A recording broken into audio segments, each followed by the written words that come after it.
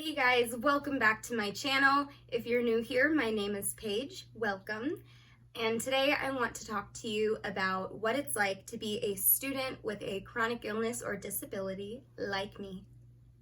If you enjoy this video, please give it a thumbs up and subscribe down below to see my future videos.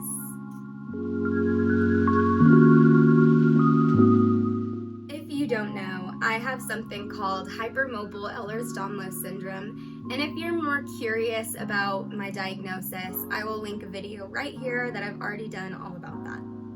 On top of this, I am a student. I'm a college student at Cal State East Bay working towards my bachelor's degree in liberal studies. This is actually the third school that I've been to, and I've been there for about 3 years now. I went to the University of Nevada, Reno right after high school. When I came home, I went to a community college for about a year and then transferred to Cal State East Bay, which is where I am now.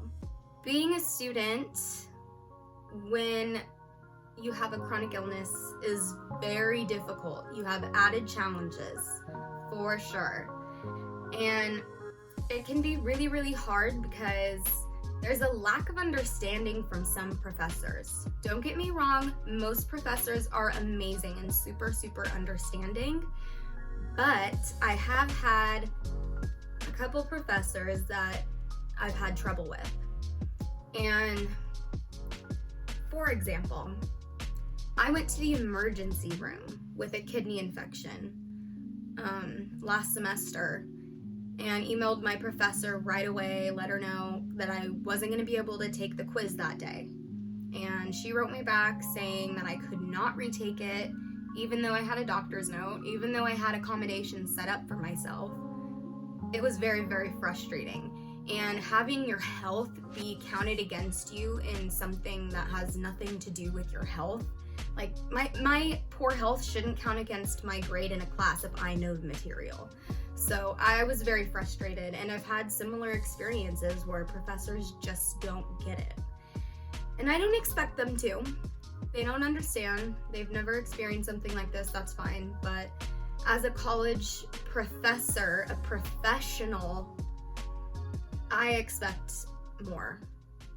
And it's not always easy to get accommodations. Before I had my diagnosis, I didn't have any accommodations. No one saw anything wrong with me. Because I don't look sick, people don't believe me unless I have a signed note from my doctor. It's very frustrating. However, now that I have accommodations, they definitely have helped. And I kind of put it off for a while because I'm like, I never had accommodations. They can't be that helpful, but they really are.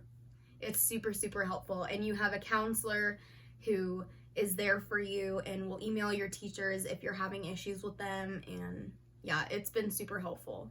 I was just editing this video and I realized that I never got back around to telling you what exactly my academic accommodations are. My academic accommodations include extensions on papers and assignments. I'm allowed to miss class if I need to. It can't count against my grade. And I get extensions on tests and quizzes. So these academic accommodations really help me to get my work done in a time that I can get my work done, if that makes sense. So if I'm having a rough week, can't get it done, these academic accommodations really, really support me and help me get through the semester. So yeah. I think that one of the hardest things about being a student with a chronic illness is you can't control when your flare-ups come up or when they will go away or how bad they are or how often you get them. You have no control. So when a flare-up does come, it can be super, super hard not to fall behind in your classwork, your homework, and your reading, because during a flare-up, I have a constant migraine. I'm nauseous. My whole body hurts. I can't even get up to go get myself a glass of water. That's what a flare-up looks like for me. And I can't read. I can't get on my computer without having vertigo and throwing up. So it can be really, really hard not to fall behind. And that's where the accommodations do come into play. They do help get extensions on things, but I mean, it ends up piling up anyways, so it's hard.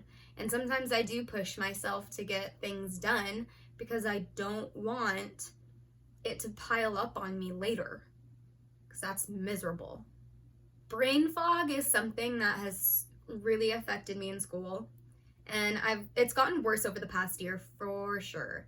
But it can be hard for me to retain information now, so I have to do the extra work and study, and that's not normal for me because I've always had an amazing memory and school's just been easy for me. So now with the brain fog, not being able to retain certain information, it's hard. It's definitely made school so much harder. The thing that keeps me motivated in school now is that knowing that I have this diagnosis and knowing that I've switched schools, I've switched majors, all of that, there are a lot of people who doubt me and my ability to finish school. And this diagnosis does give me a new motivation to finish school and prove some people wrong that thought I was just gonna give up on school or something, when in reality, I was just sick. So, yeah. Something that's really helped me during flare-ups is a lap desk. This is my lap desk. It has a little place to put a light here. It has like a mouse pad thing.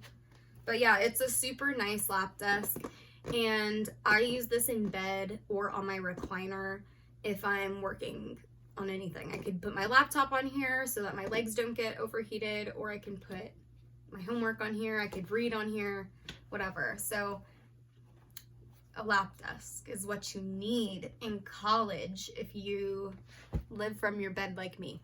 Something else that I recommend is getting some blue light glasses. They really have helped with looking at the screen for long periods of time, especially during this like long distance learning type of situation. Yeah, all the hours online, I need some blue light glasses, something to protect my eyes. These are my glasses. They're from the brand Lamb and they're prescription, but I really love them. And yeah, I got the blue light added to protect my eyes from the light.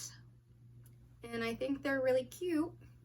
I've always worn glasses since like kindergarten. My vision has always kind of sucked. I have astigmatism. I hope I said that right. In my left eye. And yeah, I'm not great at seeing. And my depth perception is terrible. So yeah, wearing my glasses definitely helps. But even if you don't have poor eyesight, you should still get something to protect your eyes from the screen because the light is super harmful. So yeah, these are my glasses. Something else that helps me is a good pair of noise canceling headphones like these. These are from JBL. I'm not sure which ones these are, but they're Bluetooth. They go over the ear like this. And I'm trying not to yell now because they do block out a lot of the sound. I like them because they're kind of small on the ears, and I have really tiny ears, and headphones tend to just swallow them. So I like that they actually sit up on my ears the way that they're supposed to. If you have any tips on being a student in general or being a student with a chronic illness, please, please, please leave them down below for me. I will take anything I can get. And if you liked this video, please don't forget to subscribe and give this video a thumbs up down below. And yeah, I hope that you guys enjoyed. I hope that you guys do well in school this semester and get all the straight A's that you dream of. 4.0s only. I also wanted to take a second at the end of this video and say that my heart broke this week finding out about Amy Lee Fisher's death. I cried all day yesterday. I'm still kind of off today.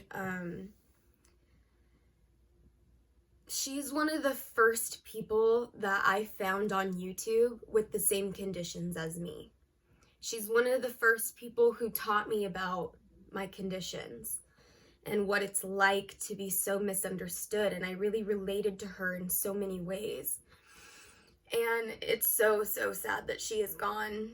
I'm trying not to cry, but I just wanted to take a second at the end of this video, take a moment of silence for Amy, and say that I'll miss her for sure. And I'm sure that this whole community of chronic illness people, the chronic illness community, will miss her so much.